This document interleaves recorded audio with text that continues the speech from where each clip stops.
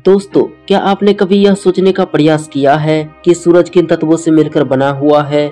हमारा सूरज कई प्रकार के तत्वों और गैसों से मिलकर बना हुआ है। इसका 70% भाग हाइड्रोजन से और 28% भाग हीलियम से मिलकर बना हुआ है। इसके अलावा इसमें कार्बन, ऑक्सीजन और नाइट्रोजन जैसे गैस भी मौजूद हैं। यदि हम इसके संरचना की तुलना अपने ग्रह से करें तो हमारे पृथ्वी में 78% नाइट्रोजन और 21% ऑक्सीजन मौजूद है। नाइट्रोजन हमारे पृथ्वी पर काफी अधिक मात्रा में मौजूद है और यह गैस हमारे पृथ्वी पर जीवन के लिए बहुत ही महत्वपूर्ण है। इसके अलावा यह पृथ्वी पर मौजूद पदार्थों को ऑक्सीडाइज होने से भी बचाता है, यानी उसमें जंग लगने से बचाता है। इसके साथ साथ नाइट्रोजन का इस्तेमाल आग को बुझाने के लिए भी किया जाता है। दोस्तों, अब आप जान गए होंगे कि नाइट्रोजन किस प्रकार का गैस है और यह हमारे लिए कितना जरूरी है। तो दोस्तों, अब जरा आप यह सोचिए कि क्या हो यदि हम अपने सूरज को पूरी तरह से नाइट्रोजन से ही भर दे। तो हेलो दोस्तों, मेरा नाम है राहुल और आप देख रहे हैं नॉलेज फैक्ट। तो चलिए आज के इस इंटरेस्टिंग वीडियो को शुरू करते हैं और कल्पना करते हैं कि क्या हो यदि सूरज में 1 करोड़ लीटर नाइट्रोजन डाल दे। तो हमारे सूरज का कोर यानी कि इसका केंद्र 27 मिलियन डिग्री फ़ारेनहाइट तक गर्म रहता है और यदि इतने अधिक टेम्परेचर पर 1 करोड़ लीटर नाइट्रोजन को सूरज में डाल दिया जाए तो यह लिक्विड नाइट्रोजन गैस में परिवर्तित हो जाएगा और इसका अंजाम हमारे लिए काफी घातक साबित हो सकता है। जैसा कि मैं पहले ही बता चुका हूँ कि नाइट्रोजन आग को बुझाने में काम आता है। इस हिसाब से यदि सूरज के अंदर इतनी अधिक मात्रा में नाइट्रोजन डाला जाएगा तो यह सूरज के तापमान को काफी हद तक कम कर सकता है, जिस वजह से हमारा सूरज कम से कम 3 दशकों तक प्रकाश उत्सर्जित करने में असमर्थ हो जाएगा। हालांकि इसके वजह से भी सूरज के अंदर होने वाले रिएक्शन बंद नहीं होंगे, जिस वजह से यह 32 से 35 सालों के बाद फिर से चमकने लग सकता है।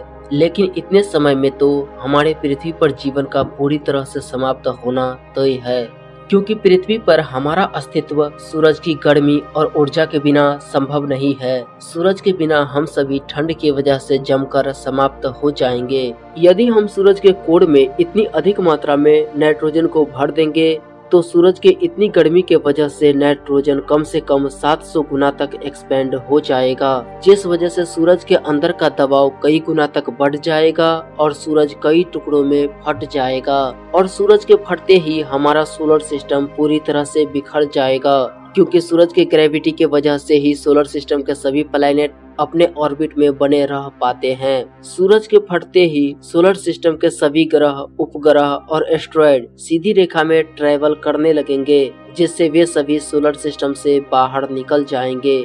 लेकिन वैज्ञानिकों के मुताबिक सूरज के मजबूत ग्रेविटी के वजह से सूरज शायद फटने से बच सकता है, लेकिन इसके बावजूद भी पृथ्वी पर मौजूद लोगों को समस्याओं का सामना करना पड़ेगा, क्योंकि अत्यधिक मात्रा में नाइट्रोजन के डालने से सूरज में मौजूद हाइड्रोजन इससे आपस में रिएक्ट कर सकते हैं और विस्फोटक अमोनिया बना सकते हैं, जिस वजह से थर्मोन्यूक्लियर रिएक्शन और भी अधिक तेज हो सकता है, जिससे सूरज से आने वाला ऊर्जा और रेडिएशन कई गुना तक बढ़ जाएगा। अत्यधिक मात्रा में सूरज से आने वाले यह रेडिएशन लोगों की आंखों को काफी नुकसान पहुंचाएगा और अधिक मात्रा में आने वाले गर्मी के वजह से पृथ्वी पर मौजूद सभी ओशियन का पानी काफी तेजी से भाप में बदलने लगेगा, जिससे वातावरण में काफी अधिक मात्रा में भाप बढ़ जाएंगे, जिससे लोगों को सांस लेने में काफी कठिनाई होने लगेगी और लोगों के लिए स्थिति काफी गंभीर हो जाएगी। इसके अलावा गर्मी बढ़ने से पृथ्वी पर मौजूद सभी ग्लेशियर काफी तेजी से पिघलने लगेगा और पृथ्वी पर काफी तूफान और बर्फबारी शुरू हो जाएंगे। इससे पेड़ पौधे और अनाज नष्ट होने लग जाएंगे और लोग भूखमरी के वजह से मरने लग जाएंगे। खैर दोस्तों, सूरज के आकार को ध्यान में रखते हुए इतने अधिक मात्रा में लिक्विड नाइट्रोजन को इकट्ठा करना और इसमें डालना किसी के लिए भी पॉसिबल नहीं है, जिस वजह से ऐसा कुछ होने की संभावना बिल्कुल भी नहीं है। लेकिन फिर भी हम तो ठहरे साइंस लवर, तो फिर सोचने में क्या ही जाता है। अब इसके बारे में आपका क्या राय है, हमें कमेंट करके जरूर बताएं, जिससे कि हम अपने नॉलेज को और भी अधिक इम्प्रूव कर सके।